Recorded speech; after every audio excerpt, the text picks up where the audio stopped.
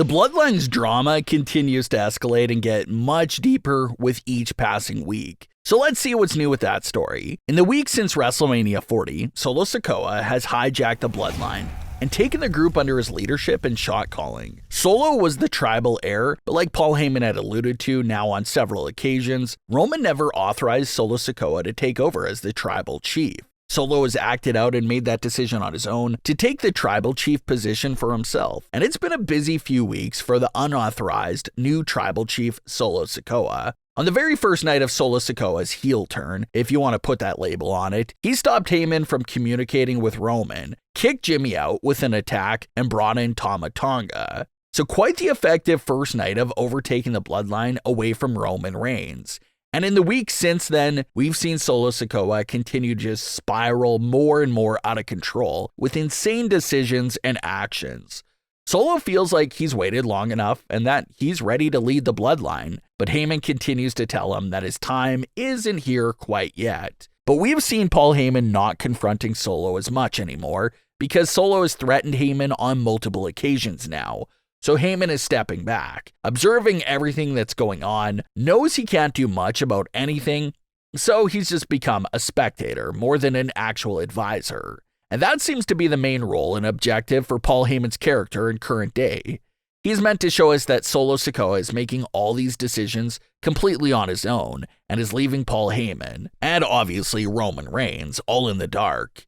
And it's a completely tough spot for Paul Heyman. He sides with Roman Reigns. He acknowledges Roman as the tribal chief, but he still has to tag along with Solo Sikoa for the time being. And it seems like this has Paul Heyman feeling extremely compromised, because he doesn't want to say the wrong thing and get jumped by Solo's new Bloodline, but he doesn't want to show any disrespect to Roman Reigns. So it's a near impossible situation for Paul Heyman to be juggling with right now. But let's get to Backlash, because there was a big twist here that appears to confirm that Solo Sikoa's new Bloodline faction will be much larger than everyone originally thought. In the closing moments of the Bloodline's match against Kevin Owens and Randy Orton, a mysterious man appears to interfere in the match. This man being Tanga, Tanga's brother. Paul Heyman's facial expressions once again tell us that he had no idea this was planned, and he learned about it the same time the fans learned about it. During the Bloodline's peak and during previous big surprising moments, Heyman always had an evil smirk on his face, and that's because he knew every single detail of what was going to happen, because he talked things over with Roman and was fully informed beforehand at all times. But since Heyman is no longer getting any intel, it has him flipping out at ringside in complete shock, because he legitimately has no idea what's going on anymore. But now Solo Sikoa has Tama and Tonga by his side as new right-hand men.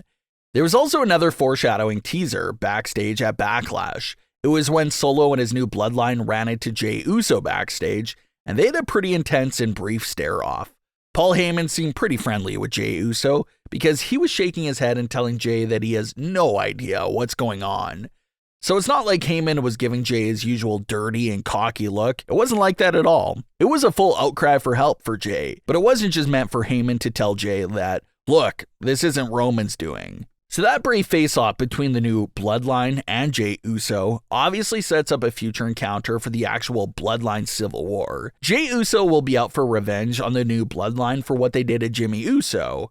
Jimmy will eventually return and be reunited with Jey, and maybe it'll also be this time around where Paul Heyman will finally leave Solo's side and jump back over to the original Bloodline side of things. It's already very clear that Paul Heyman wants nothing to do with what Solo's doing, but Heyman doesn't really have an out right now. Solo and the new Bloodline are basically holding Heyman hostage, and it's working because he doesn't have anyone else to go to. Jey's on a separate brand, Jimmy's out of action, and Roman has also gone missing. So there's not much Heyman can do besides stand with Solo and take it.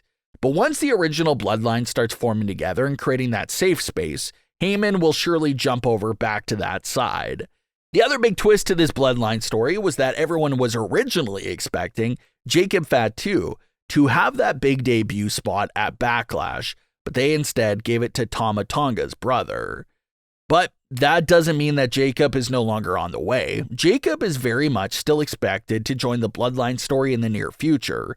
So if Heyman and the fans thought that Solo Sikoa already did enough damage with the 2 new individuals he brought into the family, it doesn't look like he's stopping there, because Jacob will be arriving shortly. And once Jacob's there, maybe that'll be Solo's final version of the new Bloodline. It'll be Solo Sikoa, Tama Tonga, Jacob, and Tanga all coming together as the Bloodline 2.0. We also still can't forget about The Rock. He may not be around right now, but once he's back, there's no question at all what side he'll be on. He'll easily be on Solo's side. You even still have some fans out there that still believe Solo Sikoa isn't actually calling the shots. He's just a figurehead, and how The Rock is the main individual behind the hijacking of the Bloodline.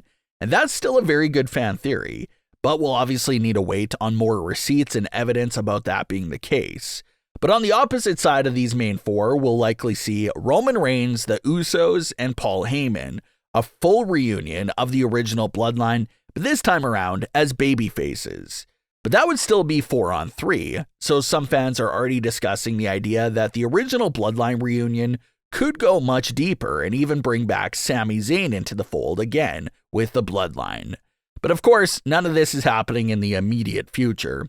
There continues to be no sign or indicator at all for Roman's WWE return. The best fan assumption right now is that Roman may possibly be back in late summer, and then maybe that's when the process of getting the original Bloodline back together starts to play out, and that could take some time as well. So it may be late 2024 or early 2025 before we see both of the Bloodlines actually clash with each other in the middle of the ring. Some fans think that it's a War Games match in November between both Bloodline sides that could also be on the table, but nothing's confirmed. But in terms of the timeline for how things should play out of this story, Jacob Fatu's debut makes sense to be the next big thing that's on the way. And then after that, the big hyped up moment to look forward to would be the Usos reunion.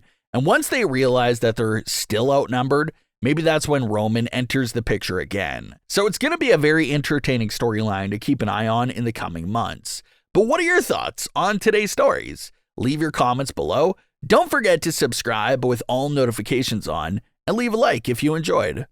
Thanks for watching, guys.